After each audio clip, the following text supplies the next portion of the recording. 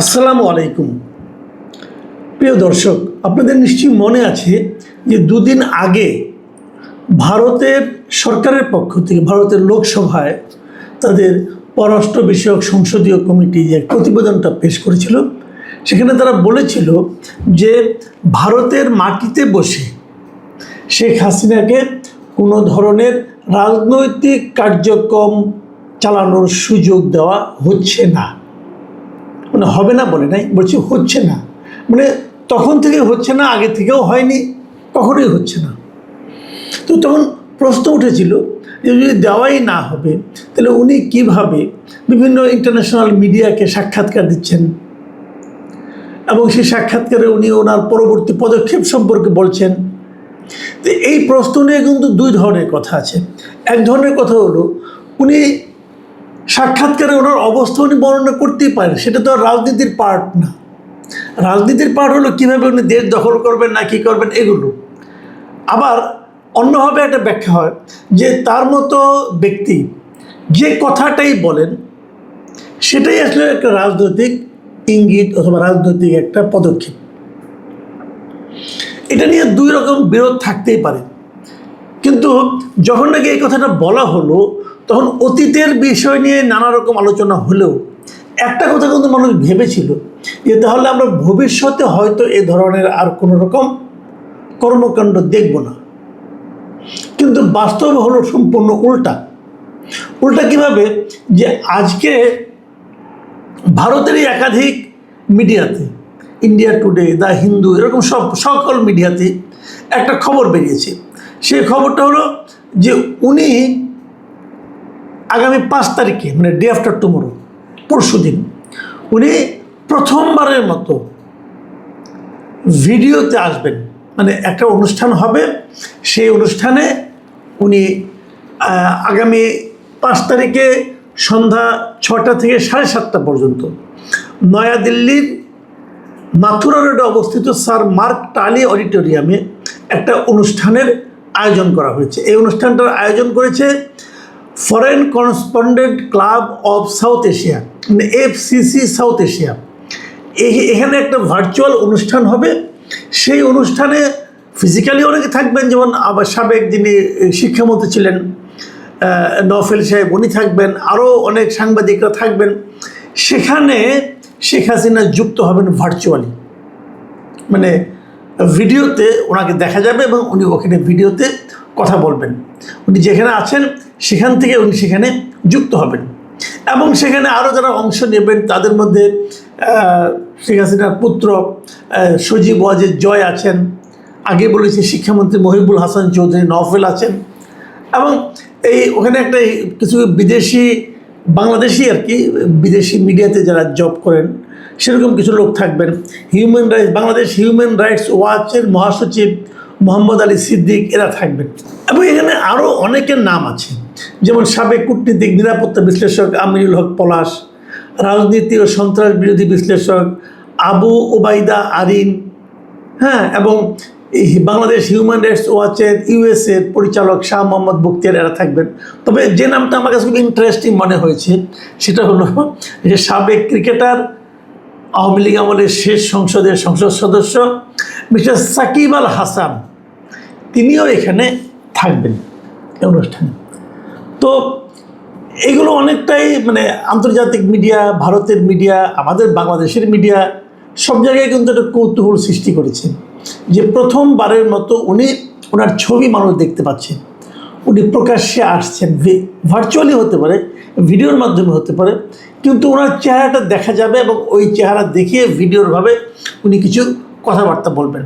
উনি কি বলবেন কি না বলবেন এটা নিয়ে মানুষের মধ্যে একটা কৌতূহল তৈরি হতেই পারে, এই কারণে যে উনি কিন্তু বেশ কিছুদিন আগে ঘোষণা দিয়েছিলেন যে উনি এই বছরের ডিসেম্বরের মধ্যে দেশে ফিরবেন। একা নয়, দলের শীর্ষ পর্যায়ের নেতাদের নিয়ে উনি দেশে ফিরবেন। এখন প্রশ্ন হচ্ছে যে এটা নিয়ে আমরা আগে আলোচনা করেছি যে উনি কীভাবে ফিরবেন, ফিরলে কী হবে, কি হতে পারে, সরকার কি ভূমিকা নেবে, এখানে অন্য যারা আছেন বিভিন্ন রাজনৈতিক দল তারা এটাকে কীভাবে নেবেন। এরই মধ্যে অনেককে দেখলাম বেশ মানে মানে অহংকার করে বলছিলেন শেখ হাসিনা জীবনে দেশে ফিরতে পারবেন না, ওনার লাশও দেশে ফিরবে না, আমি নিজেও একসময় মনে করতাম যে উনি হয়তো আর দেশে ফিরবেন না, ফিরতে পারবেন না। কিন্তু এখন অবস্থা দৃষ্টিতে মনে হচ্ছে যেন সব কিছুই চেঞ্জ হয়ে যাচ্ছে। এবং কেউ কেউ এমনও বলছেন, ভারতীয় অনেক কূটনীতিকও বলছেন, ভারতের একটা পত্রিকা, যেমন ভারতের পত্রিকাগুলো যেটা এসেছে, দেখুন আমি আপনাকে দু একটা পত্রিকার হেডলাইন বরং দুটো পত্রিকার হেডলাইন বরং বলি। যেমন ইন্ডিয়া টুডে, তারা হেডলাইন করেছে যে 2 years after ouster Sheikh Hasina to make first public appearance in India, মানে ক্ষমতাচ্যুত হওয়ার 2 বছর পর শেখ হাসিনা প্রথম পাবলিকের সামনে আসছেন, যেভাবে আসুন ভিডিওর মাধ্যমে হোক না হোক আসছেন। এবং এই আসার জন্য উনি বেছে নিয়েছেন ঠিক 5 আগস্টকে, যে 5 আগস্টে ওনাকে সর্বশেষ দেখা গিয়েছিল, জনগণ থেকে সবশেষ যেদিন দেখেছিলেন, তার ঠিক 2 বছর পূর্তির দিনে উনি আবার জনগণের সামনে আসছেন। এখন এই 5 আগস্টকে বেছে নেওয়া, এটাও কি কোনো ইঙ্গিতপূর্ণ বিষয় কিনা এটা আমি বলতে পারবো না, কিন্তু এটা নিয়ে কিন্তু আলোচনা চলতেই পারে যে হোয়াই 5th আগস্ট, এটা অন্য দিনও তো হতে পারতো, তা হয়নি, একদম 5 তারিখে হয়েছে। কাজে এখানে হয়তো উনি কী বলবেন না বলবেন এটা নিয়ে তো অন্যরকম আলাপ আলোচনা চলবে। হয়তো উনি বলবেন ওনার রাজনৈতিক ভবিষ্যৎ, উনি হয়তো বলবেন উনি পরবর্তী পদক্ষেপ কী হবে, অনেক কিছুই বলবেন। তো এটা নিয়ে আলোচনা হচ্ছে। কিন্তু ইন্টারেস্টিং একটা হেডলাইন আমি দেখলাম, ভারতের খুব বিখ্যাত একটা পত্রিকা দ্য হিন্দু, ওনারা যে শিরোনামটা করেছেন সেটা আপনারা শুনুন। ওনারা শিরোনাম করেছেন যে Sheikh Hasina to hold pressure on August 5, a month before Tarique Rahman's expected visit. মানে তারেক রহমান ব্রিক্স সম্মেলনে কিন্তু যাওয়ার জন্য তাকে আমন্ত্রণ জানানো হয়েছে।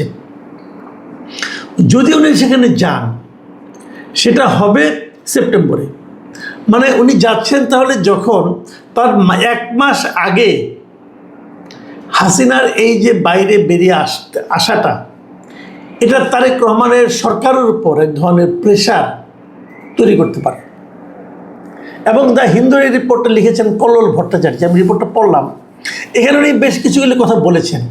উনি যে কথাগুলি বলেছেন তার মধ্যে আমি 2 একটা কথা আপনাদেরকে বলি। উনি বলার চেষ্টা করেছেন, যে একজন এক্সপার্টের বক্তব্য দিয়ে উনি বলার চেষ্টা করেছেন যে এই যে হাসিনা ঘোষণা করেছেন যে উনি বাংলাদেশে ফিরে যেতে চান, যাবেন, এই জিনিসটা ভারতকে বিশেষ করে ভারতীয় গভর্নমেন্ট এবং ভারত এদেরকে এক ধরনের স্বস্তি দিচ্ছে।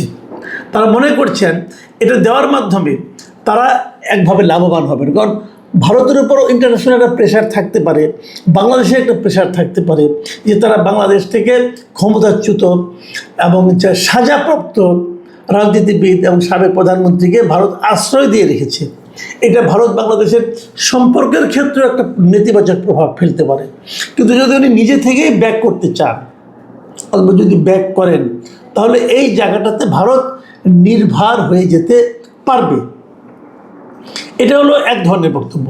আর এই রিপোর্টে আমি আরেকটা জায়গায় পড়লাম, সেখানে হলো মিস্টার পিনাক রঞ্জন চক্রবর্তী, আপনাদের খেয়াল আছে বাংলাদেশে একসময় ভারতের হাই কমিশনার ছিলেন।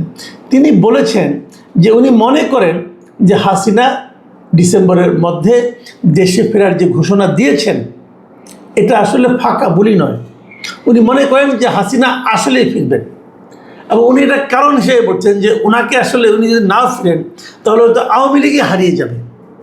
আওয়ামী লীগকে টিকিয়ে রাখার স্বার্থেই ওনার ফিজিক্যাল প্রেজেন্স বাংলাদেশে এটা খুব জরুরি, এবং যে কারণে উনি ফিরবেন।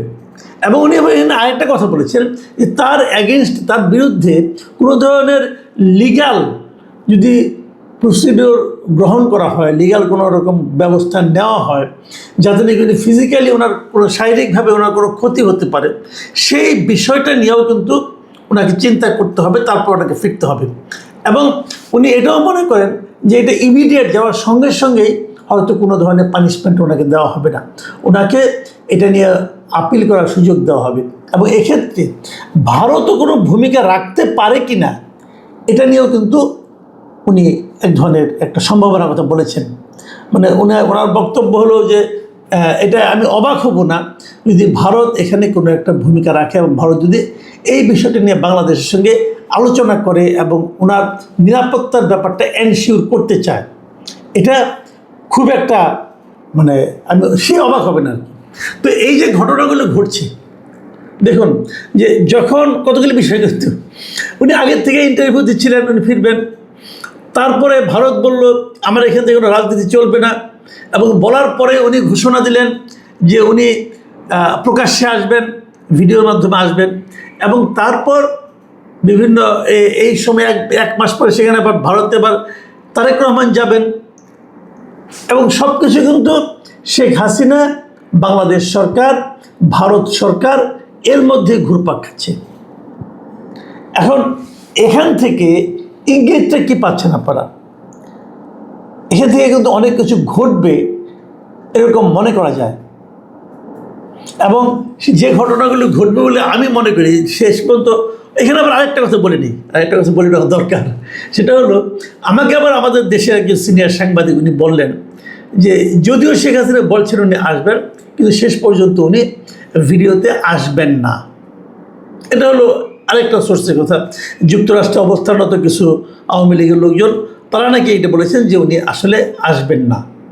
এখন যদি উনি মানে ওনারা যদি ভিডিওতে না আসেন, তার কি অর্থ হতে পারে এবং তার কি আফটার ইফেক্ট হতে পারে? আমি পার্সোনালি মনে করি না আসলে ওনার নেতাকর্মীদের মধ্যে একজনের হতাশা তৈরি হবে, এটা যেমন ঠিক, পাশাপাশি এখান থেকে আরেকটা ইঙ্গিত পাবেন যে তাহলে আমরা বুঝবো যে ভারত সরকারই হয়তো ওনাকে ভিডিওতে আসতে বাধা দিচ্ছে। যদি সেটা হয় তাহলে এখানে আপনার ভারতের আরেক ধরনের মনোভাব শেখ হাসিনার প্রতি, যেটা নাকি খুব একটা ইতিবাচক মনোভাব বলা যাবে না, সেটাও কিন্তু প্রকাশিত হবে। এখন আমাদের আরেকটা দিন ওয়েট করতে হবে।